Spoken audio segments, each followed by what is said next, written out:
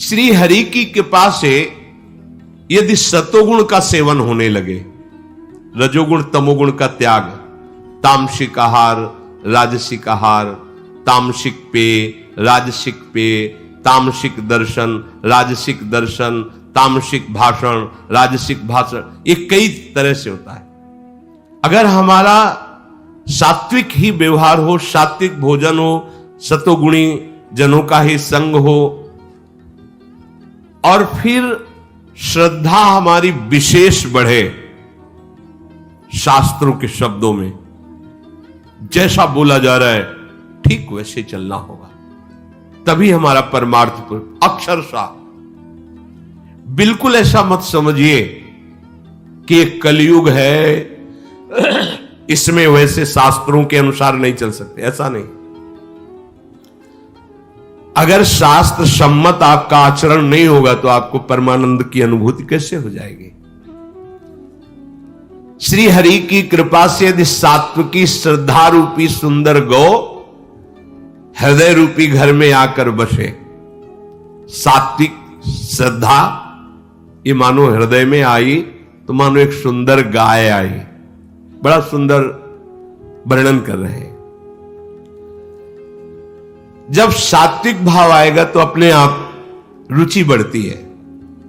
जप तप व्रत जम नियम अपारा जे श्रुति का शुभ धर्म आचारा, उसकी रुचि इसमें होने लगती है।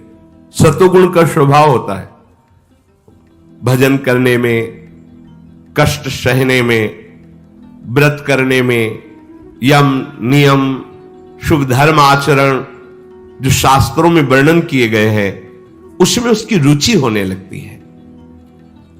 फिर ये जो धर्माचरण बताए गए ये उस सात्विक श्रद्धा रूपी गाय का आहार हुआ। जब तब व्रत यम नियम अपारा ये मानो गाय का चारा हुआ। जो सात्विक श्रद्धा रूपी गाय हृदय में तमोगुण रजोगुण का त्याग करने पर स्थित हुई तो जब तप व्रत यम नियम ये आहार उसको दिया, उस गाय को। अब उससे दृढ़ आस्तिकता रूपी बछड़ा प्रकट हुआ। है भगवान है, निश्चित है, आस्तिक है, वो तत्व है, कोई संशय नहीं, दृढ़ आस्तिकता। अब बछड़ा सात्विक श्रद्धा रूपी गाय जो जप तप व्रत यम नियम आदि आहार कर रही थी, अब वो पिन्हाए जैसे बछड़ा से तो दुग्ध उतारती है। गाय को दोहनों के लिए सावधानी के लिए उसे नोवा लगाया जाता है, उसके चरणों में पैर में से नोवा बांधा जाता है, तभी फिर आराम से दुग्ध दुहा जाता है। तो जो ये आस्तिक भाव रूपी बछड़ा गाय को जब तो संसारिक विषय भोगों से हटने का स्वभाव ये उस गाय का नोवा हुआ। पिछले पैरों में रस्सी बांधी जाती है। अब आराम से दूध दुहना है तो दृढ़ विश्वास रूपी पात्र में दूध दुहना है। विश्वास दृढ़ है, मैं जो ये भगवत मार्ग में चल रहा हूं, निश्चित मुझे तत्वबोध होगा, तत्व ज्ञान होगा, बिल्कुल दृढ़ विश्वास। दुहने वाला, वशीभूत किया हुआ, शास्त्र सम्मत आचरण के लिए संकल्प बनाने वाला मन, उस दूध को, विश्वास रूपी दूध को, विश्वास रूपी पात्र में जो दुग्ध दुहना है, वो दुहने वाला कौन? बोले मन। कैसा मन? जो शास्त्र सम्मत आचरण करने वाला, अपने अधीन, अपने वश में। फिर सात्विक श्रद्धा रूपी गौ से भाव रूपी बछड़े ने जो दुग्ध उतारा, भोग निवृत्ति रूपी नोवे से बंधी हुई वो गाय निर्मल मन की सहायता से भागवत धर्म, धर्म रूपी दूध निकाला। अब दूध तैयार हुआ, अब उसे गर्म करना है, तो निष्काम कर्म रूपी अग्नि में चढ़ाकर उस दूध को उबालते हैं। बड़ा सुंदर रूपक दिया है। उस परम धर्म में दूध को निष्काम कर्म रूपी, किसी से कोई चाह नहीं, तभी सब सोहित निष्काम मति, श्री वृंदावन विश्वाम। ये निष्काम मति, किसी से कोई चाहत नहीं, ये निष्काम अग्नि है। इस पर हम दूध को उठाएं। फिर दूध को जब उतारा तो क्षमा और संतोष रूपी हवा से उसे ठंडा किया। कोई कितना भी प्रतिकूल करे अपने, क्षमा, कैसी भी हमारी परिस्थिति हो, संतोष धारण, इससे वो दूध ठंडा हो रहा है। जो परम धर्म में दूध है, निष्काम अग्नि में जिसको तपाया, क्षमा और संतोष रूपी हवा से उसे शीतल किया। फिर अब उसे जामन लगाना है, तब दही बनेगा। धैर्य और शम का जामन देते हैं, अर्थात किसी भी परिस्थिति में हमें अपने धर्म से नहीं डिगना है। ये धैर्य और शम, मन को भूल से भी गलत मार्ग में नहीं जाने देना है। अगर वो चिंतन भी करे तो क्रिया नहीं होने देना है। ये मन का निग्रह है। ये जामन लगाया, अब वो दही रूप हो गया। अब उसे मथना है, तो मुदिता, ये तभी आ जाती है स्थिति। मुदिता माने मुदित रहना, प्रसन्न रहना, क्योंकि अधर्म आचरण करने वाला कभी प्रसन्न नहीं रह सकता, और धर्मात्मा पुरुष किसी भी परिस्थिति में वो शोक युक्त नहीं होता, वो मुदित रहता है। ये धर्म की स्थिति होती है। हर स्थिति में प्रसन्नता, ब्रह्मभूता प्रसन्नात्मा, हर समय प्रसन्नता रहती है। अब प्रसन्नता रूपी कमोरी में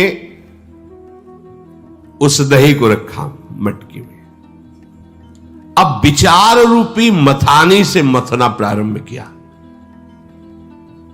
जो गुरुजनों के वचन, शास्त्र के वचन, डूबा है उस विचार में। यह है दही का मंथन करना और इंद्रियों का दमन करना। जब हम मंथन करते हैं तो आधार दिया जाता है जिससे मथानी का संबंध स्थित हो। खंभे में रस्सी फांस के मथानी, फिर मथानी उस पर रस्सी पे घूमती है। दो रस्सियां होती, एक आधार और दूसरी घुमाने वाली। इंद्री दमन रूपी खंभे पर आधार देना है। कोई भी इंद्री कहीं भी भ्रष्ट आचरण न करने पावे। दो रस्सियां होती हैं। ऊपर जो आधार दिया है वो सत्य का आधार है। दूसरा जिससे मथ रहे हैं वो सुंदर वाणी है महापुरुषों की, उसी से मंथन होता है। अमुक महापुरुष ने बोला है, गुरुदेव ने बोला है, अमुक शास्त्र में, वो विचार रूपी मंथन चल रहा है।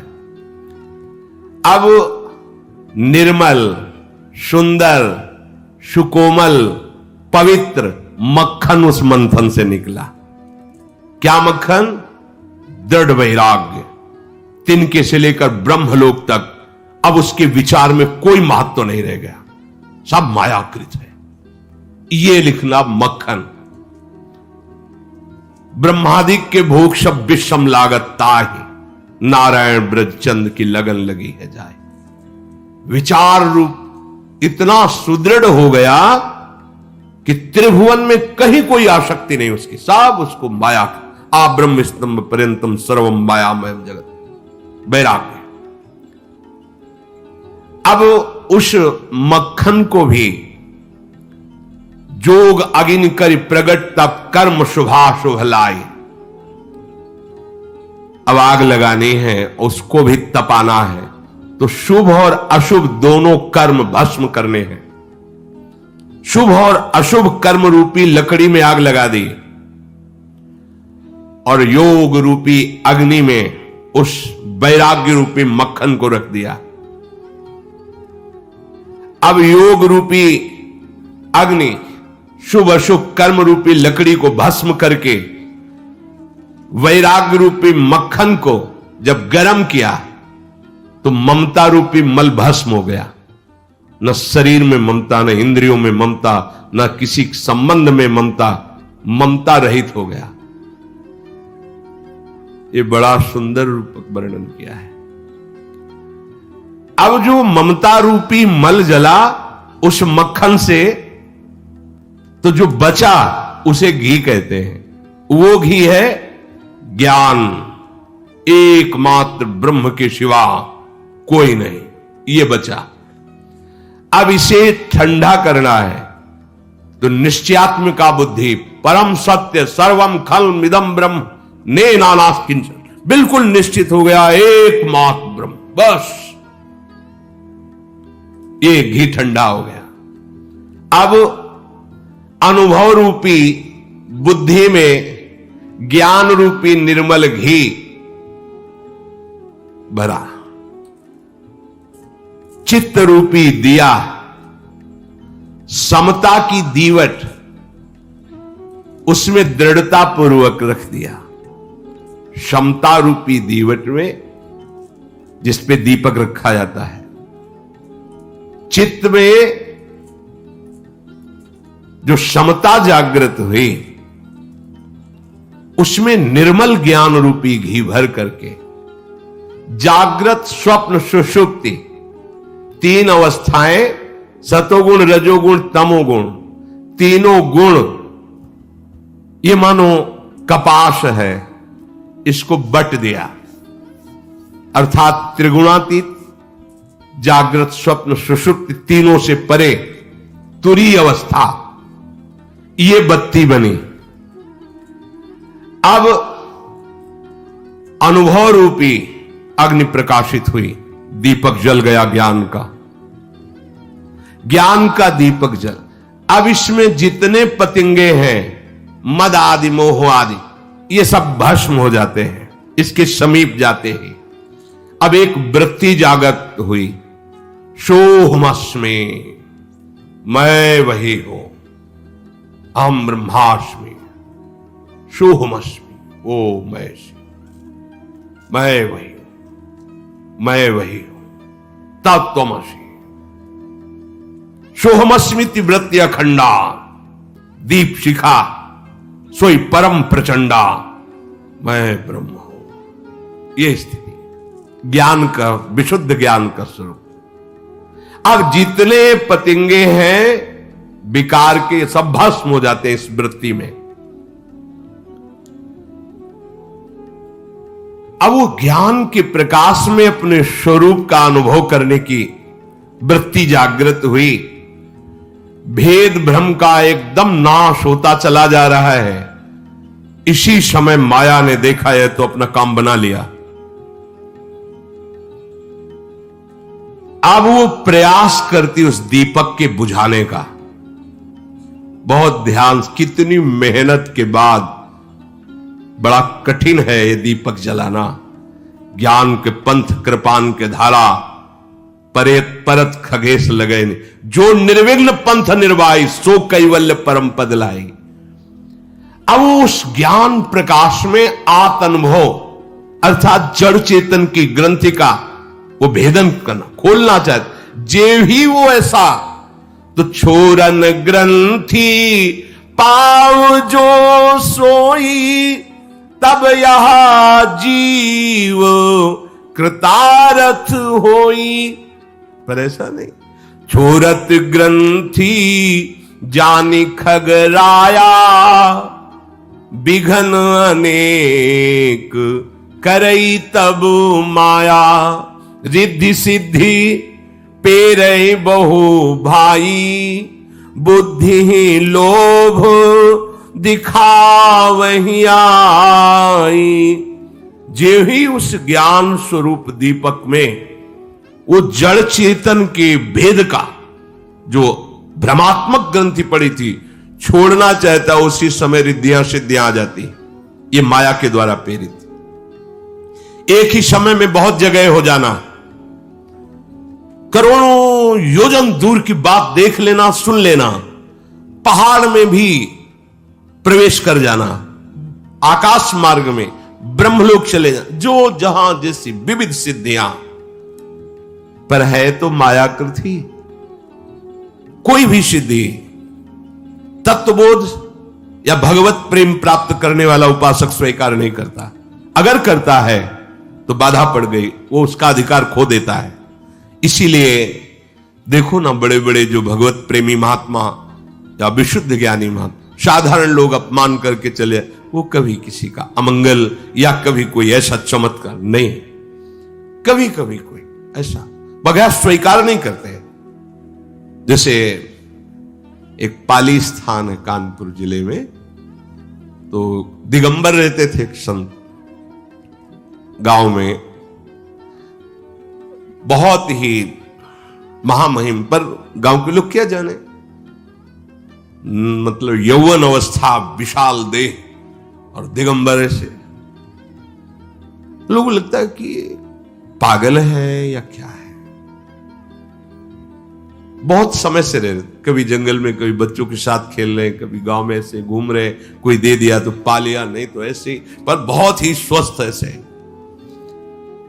तो कुछ उद्दंड लोग होते हैं जो ऐसे विनोदी होते हैं, ज्ञान होता नहीं है, और महापुरुषों की महिमा जानना बड़ा कठिन है।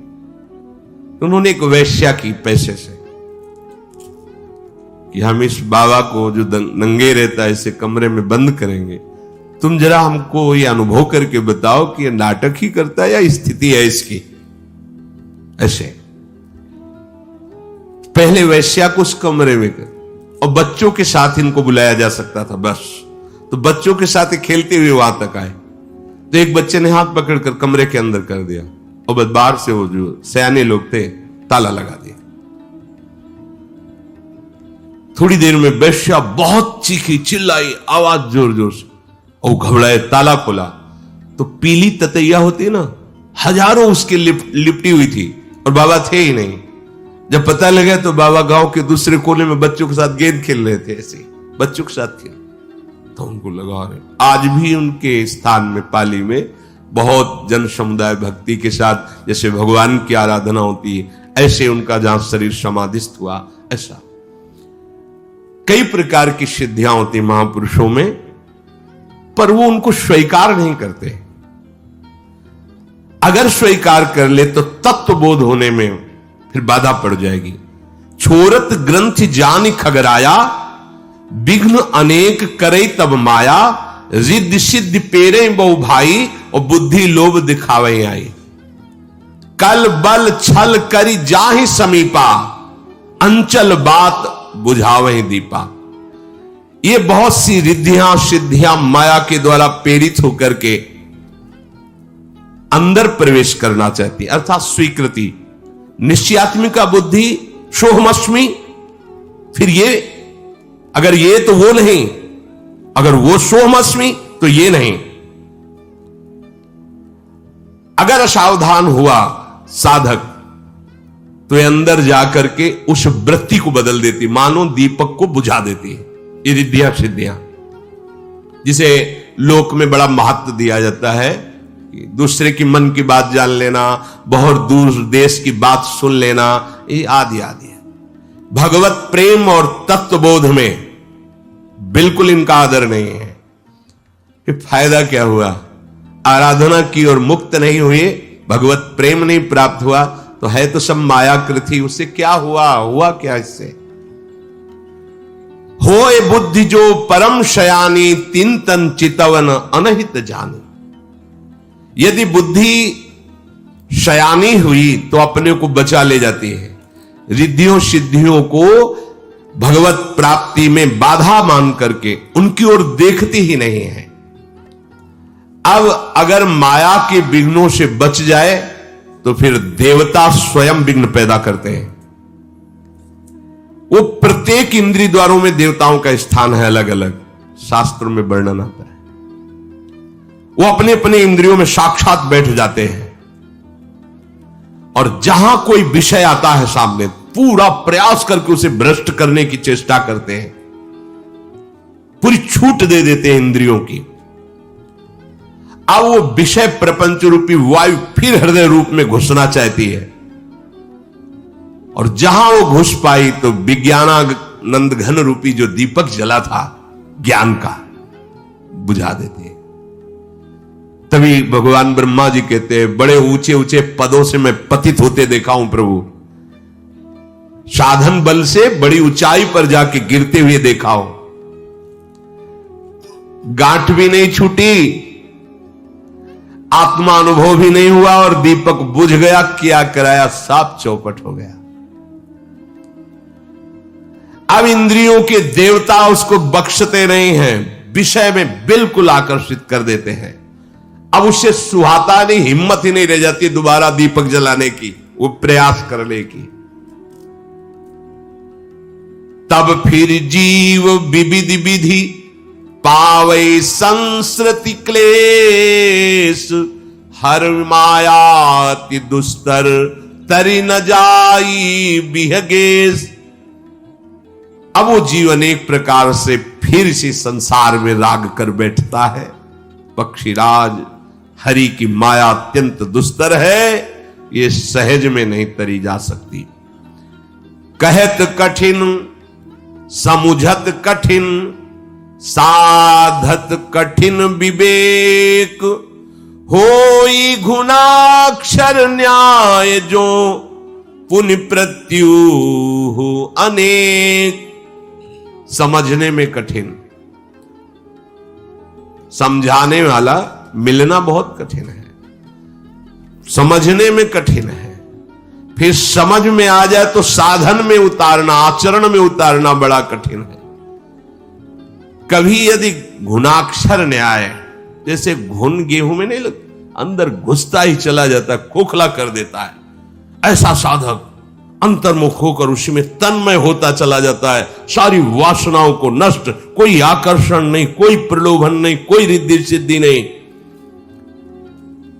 अगर वो अपने को विघ्नों से बचा ले जाए, बड़ा विघ्न है गरुड़ जी महाराज, ये ज्ञान का मार्ग दुधारी तलवार पे चलना है, इस मार्ग से गिरते देर नहीं लगती। जो इस मार्ग में निर्विघ्न निकल जाए वो परम पद को प्राप्त होता है। संत पुराण वेद शास्त्र बड़ा दुर्लभ कैवल्य परम पद कहते हैं। ये हुआ ज्ञान का।